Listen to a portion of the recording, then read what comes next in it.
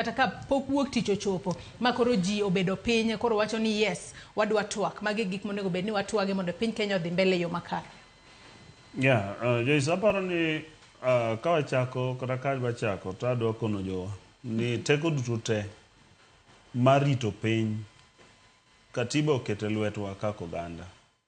To e article mokwongo wacho ni teko duto te ni e lwet jopiny to teko go inyalo ti godo achiel kachiel kata inyalo ti godo kokalo kuom jogo eko mwayiero e yorno mar demokrasia.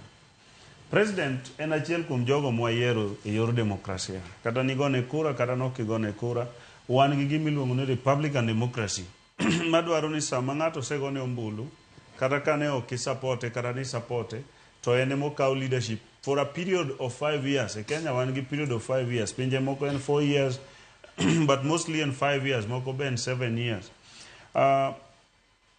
Katiba mar Kenya e article 129 chako explain executive. Wacho executive powers or belong to the executive. And they up to 130 nyiso what the structure of our executive. Kako winjo be kotel ne president, gi ministers mage, ka giriwore kanyo ga attorney general, to gi chief of staff mabedo kanyo kata secretary to the cabinet. Mano be wang'eyo. Ma wate wang'eyo ni samodhi go ombulu kata kidwa goye na Ondiek, ting'e Ondiek dhi loso sirikal. Then wang'eyo ni katiba marwa bende bade mar 94 keto gimiluongo ni parliament mar. Then 94 miye tich mar parliament. Wacho ni role of parliament en kama. Mopoge National Assembly to gi Senate. Manyiso ni wayiero ji madhi kanyo. To kendo kidhi 187 gire ka dhi mbele omiwa devolution, omiwa governors. Momtien opogo Kenya, king'iyo schedule mar constitution, opogo Kenya national government to gi 47 other county governments. Gima miyatemo wacho mae ni sama wadhi go kura, wago kura uchiel. Manyiso ni wayiero ng'ama dwa chung'nwa kaka member ma county assembly, wayiero ng'ama dwa chung'nwa kaka governor, mwabi nyaka president. Nyiso ni problem ma Kenya wan godo, wan gi problem ma political. Mane main problem. Okawani ene problem ma nyaka solve immediately. Wan gi political problem. Political problem marwa ni mane Gen Z temo badore ni gin tribeless, gin gi kia leaderless. Onge anything manya bedo tribeless, nothing can be leaderless.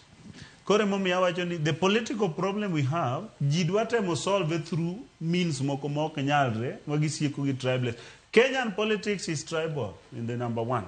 Koro Kenya bedo tribeless. Makata joma ni andamana, ka bire gima nyamera wacho ka. En niya, jo matindo nyocho wacho, kaka owadwa ogada wacho. Jo matindo nyocho wacho niya, ni finance bill no rach, wa reject. Mane lamo mar Gen Zs. Makoro timore bang' mar rejecting finance bill koro ok en Gen Zs. Koro wadoguru tu wang'iurane niya, Gen Zs ema pod wuoyo, koso nitiere some political players ma wuoyo e tok Gen Z. Semo mi awacho ni our country wan gi political problem as the main problem. Tiende niya, sama wuoyo ni Joyce, nitie jomoko mago buch gi kama gigoye, gimanyo kaka gi destabilize government mar William Ruto mondo giyud thuolo mar negotiate. Kaka ineno koro gibiro negotiate as we speak.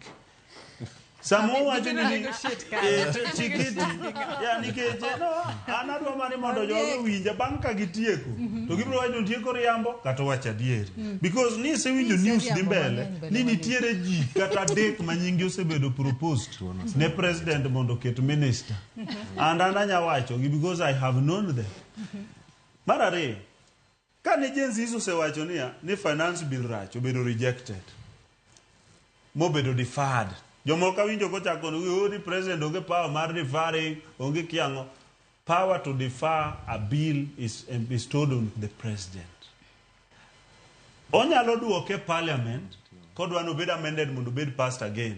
To ko bedo completely deferred, withdrawing emang'eni it was a wrong word legally, but deferment was correct. Ka jowagi odagi niya, ka wawuoyo ka wayudo niya, deferment ja ok en correct.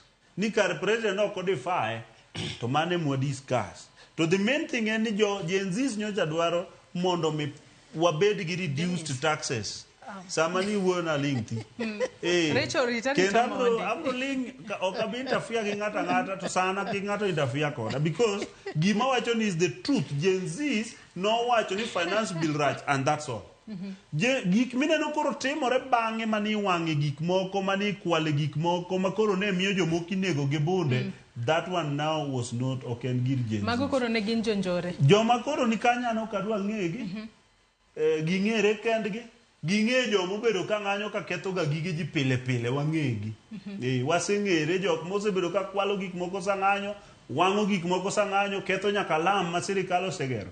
Another thing madwa keto, kiyiena. Management problem ma wan god e Kenya ka. Akiani make mane management kanyo mondi wawinja ne patch political problem, asekelo ni political problem. Nitie jowa madwa solve political problem ma gisebedo godo through ng'anyo mondo gidhi gi negotiate. Kendo ni sewinjo ni gisebedo gidwa negotiate ma ng'ato dwa mi minister achiel, moro be dwa mi PSS adek,